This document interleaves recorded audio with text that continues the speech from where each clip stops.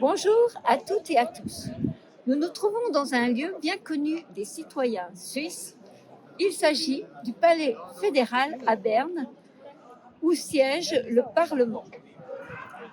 Le monde politique doit prendre des décisions radicales dès aujourd'hui afin de limiter les changements climatiques dramatiques, ceci même au risque de se rendre impopulaire auprès de la population. En effet, les intérêts financiers liés au charbon, au pétrole, au gaz, aux moteurs à combustion, aux bateaux de croisière, au trafic aérien, à l'élevage industriel et de nombreux domaines de l'économie empêchent certains politiciens, lobbyistes et entrepreneurs à prendre des mesures efficaces en faveur du climat. Il y a plusieurs manières de faire pression pour changer les choses. Nous pouvons demander à notre caisse de pension, notre banque et notre assurance vie dans quoi elle investit notre capital. Nous pouvons signer des pétitions pour la protection du climat. Nous pouvons donner notre voix à des partis qui s'engagent en faveur du climat. Je suis heureux de vous souhaiter la bienvenue pour un petit temps de découverte de l'évangile du 3e dimanche de Carême.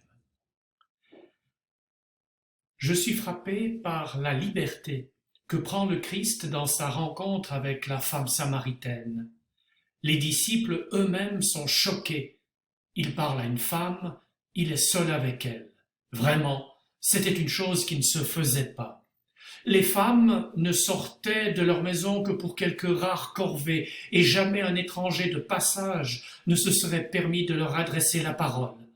Pourtant Jésus n'hésite pas à délivrer un message essentiel à cette femme, et une Samaritaine, donc une étrangère, et aussi une hérétique.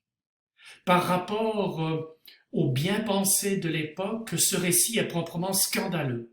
Et cela reste vrai par rapport à notre bien-pensé d'aujourd'hui et à nos lois morales.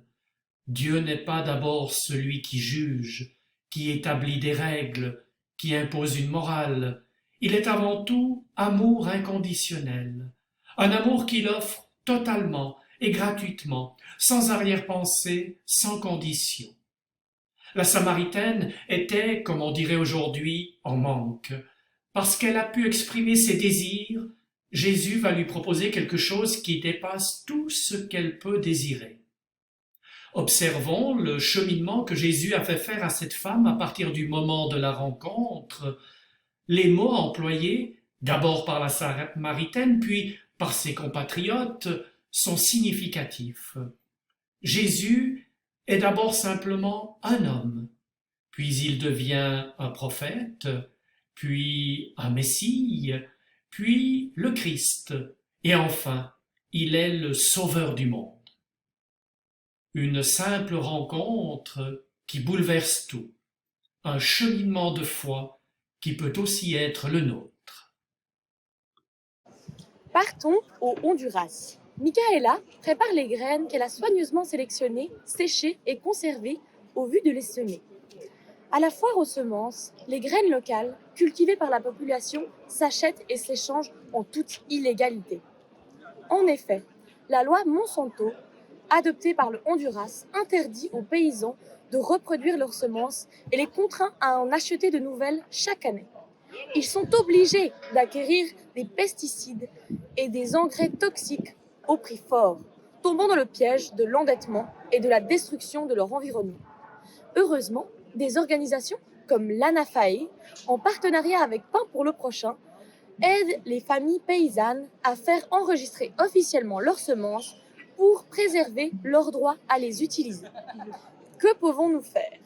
Avec 80 francs, vous aidez les paysans du Honduras à saisir la justice pour lutter contre la loi Monsanto.